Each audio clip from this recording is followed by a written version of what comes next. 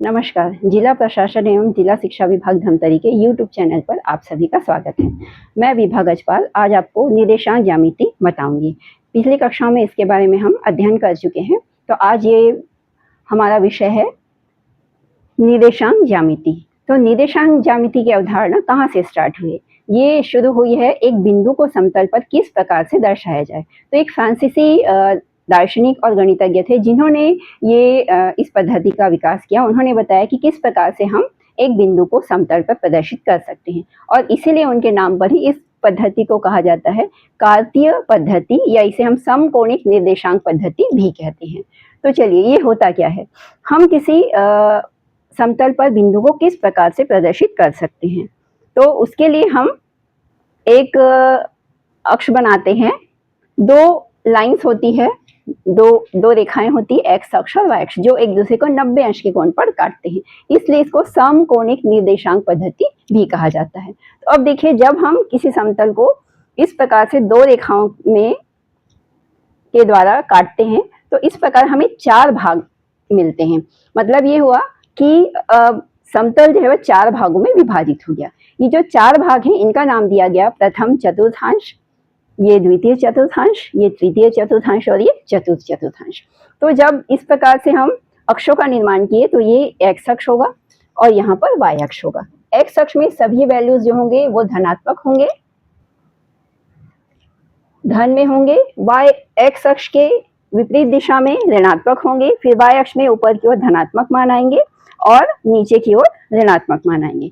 इन दोनों अक्षों के जो कटान बिंदु होता है उसको कहते हैं मूल बिंदु, जिसे हम O से प्रदर्शित करते हैं। तो अब हम देखते हैं कि इसमें बिंदुओं का प्रदर्शन किस प्रकार से किया जाता है। तो बिंदुओं का प्रदर्शन जो है वो किसी एक बिंदु का प्रदर्शन हम क्रमित युग्म x और y के रूप में प्रदर्शित करते हैं, जिसमें x अक्ष पर जो मान होता है उसे भुज कहते हैं और y अक्ष पर जो होता है उसे कोटि कहते हैं।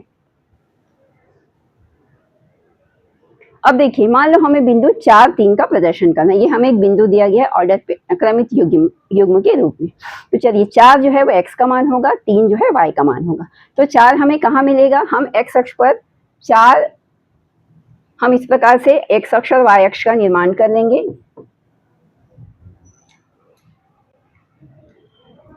और हम यहाँ पर बिंदु 4 ढूंढेंगे x अक्ष पर। ये 4 मिल गया, हम यहाँ y अक्ष पर ढूंढेंगे 3 कहाँ पर है, और इन दोनों को हम डॉटेड लाइन की सहायता से मिलाएंगे। जिस बिंदु पर ये दोनों मिलते हैं, ये बिंदु उस बिंदु को प्रदर्शित करेगा जिसका मान होगा 4, 3। इस प्रकार हम एक बिंदु को समतल पर प्रदर्शित कर सकते हैं। चलिए, हमारे पास प्रश्न है कि निम्नलिखित बिंदुओं का निर्देशांक समतल पर प्रदर्शन कीजिए। हमारे पास कुछ बिंदु दिए गए हैं और ये किस चतुर्थांश में होंगे यह भी बताना है। तो अभी हमने देखा कि हम इस प्रकार से अक्षों का निर्माण कर लेते हैं। ये एक्स अक्ष है, ये वाई अक्ष है, या आप ग्राफ पेपर पे कर सकते हैं, ज्यादा अच्छे से बनेगा। तो यहाँ पर हमने बिंदुओं का निर्धारण करने के लिए अक्ष का निर्माण कर लिया है। ये मूल बिंदु है। अब चलिए, सबसे पहला जो मान हमें दिया गया है वो है 3, 4।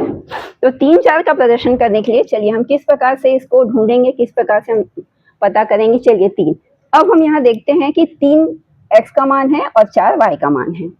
हम इसे लिखकर भी नोट कर सकते हैं, जैसे मैं यहाँ लिख रही हूँ 3, 4 x और y, इस प्रकार से क्रमित युग्म के रूप में लिखा गया है। तो हम यहाँ 3 x का मान 3 है, तो हम 3 के ऊपर इस प्रकार से हम डॉटेड लाइन करेंगे। ये हो गया।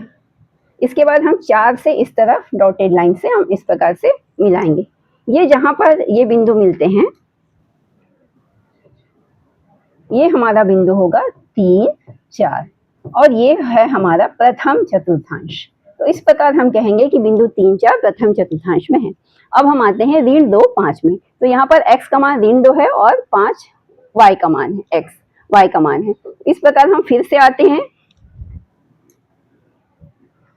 ऋण 2 आपको यहाँ पर मिलेगा, ये x का मान ऋण 2 यहाँ पर है। चलिए, और y का मान 5 है, हम यहाँ से लाइन ड्रॉ कर लेते हैं। अब ये दोनों जो है बिंदु जहाँ पर मिलते हैं, हम इसको पॉइंट आउट कर लेते हैं। ये हमारा बिंदु होगा ऋण 2, 5।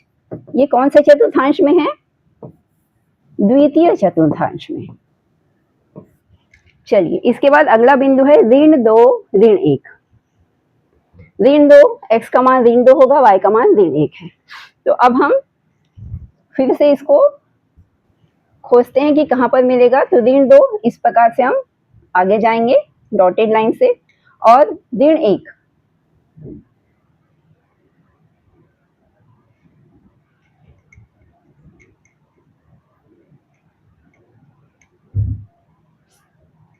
x का मान ऋण 2 है। चलिए, ये x का मान ऋण 2 यहाँ पर मिलेगा।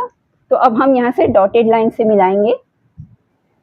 x का मान ऋण 2 है, यहाँ पर मिलेगा, और y का मान, y अक्ष पे चलते हैं, y का मान ऋण 1 है। इन दोनों को हम यहाँ पर मिला देते हैं। अब ये जिस बिंदु पर मिलते हैं, ये जो बिंदु है ये हमें प्रदर्शित करेगा ऋण 2, ऋण 1। ये हमारा तृतीय चतुर्थांश है। इस प्रकार हम कह सकते हैं कि बिंदु ऋण 2, ऋण 1 तृतीय चतुर्थांश पर है। अब हम आते हैं अगला बिंदु 2, ऋण 1 पर। यहाँ x का मान 2 और y का मान ऋण 2 है। तो फिर से हम खोजते हैं इस बिंदु को। x का मान है 2, तो हम 2 से इस प्रकार लाइन ड्रॉ करते हैं, और उसके बाद y का मान ऋण 2 है, तो हम ऋण 2 से डॉटेड लाइन ड्रॉ करते हैं। और ये जहां पर भी मिलते हैं,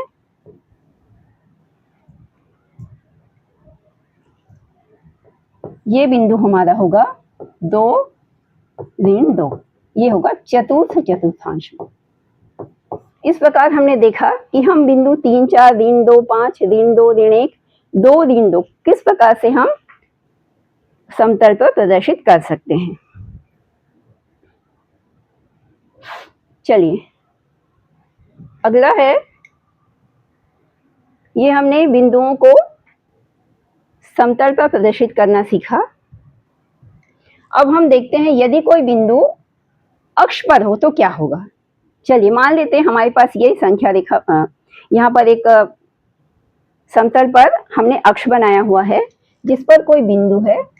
मान लो वो बिंदु यहाँ पर है। अब देखिए, यहाँ पर की अगर स्थिति हम देखें तो x का मान यहाँ पर है 3।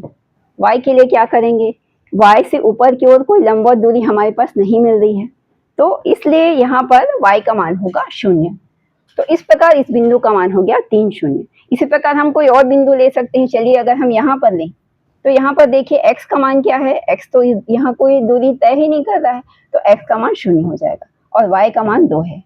तो इन दोनों चीजों से हम क्या निष्कर्ष निकालते हैं कि y अक्ष पर x का मान 0 है और x अक्ष पर y का मान 0 है।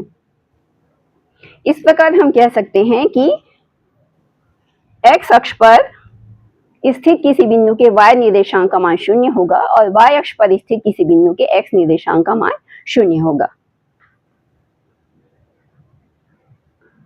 हमारे पास अब प्रश्न है कि बताइए कि दिए गए बिंदु किस अक्ष पर होंगे। हमें बताना है कि ये जो दिए गए बिंदु हैं वो किस अक्ष पर हैं।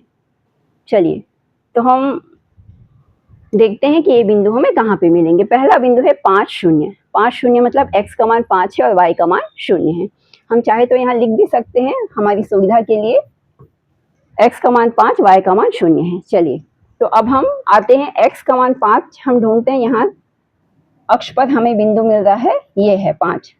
y का मान 0 होगा, तो ये यहीं पर होगा। इस प्रकार हमें बिंदु मिला 5, 0, और ये किस अक्ष पर है? x अक्ष पर है। इसी प्रकार ऋण 3, 0, ऋण 3, 0 x के विपरीत दिशा में होगा, तो इस प्रकार ये ऋण 3 हमें मिल गया। y का मान 0 होगा, इस प्रकार ये इसी अक्ष पे होगा। इस बिंदु का नाम होगा ऋण 3, 0। ये इस किस अक्ष में होगा? x अक्ष पर। इसी प्रकार हम बिंदु 0, 2 ढूंढते हैं। 0, 2, तो यहाँ पर x का मान 0 होगा और y का मान 2। y का मान 2 हमें यहाँ पर मिलेगा, तो ये हो गया 0, 2। और अगला बिंदु है 0, ऋण 1, तो हम x का मान 0 है, y का मान ऋण 2 है। x का मान 0 है, हम यहाँ से चलेंगे, y का मान ऋण 2 है, तो यहाँ पर मिलेगा इस प्रकार 0 ऋण 2, तो ये भी y अक्ष पर स्थित बिंदु होगा।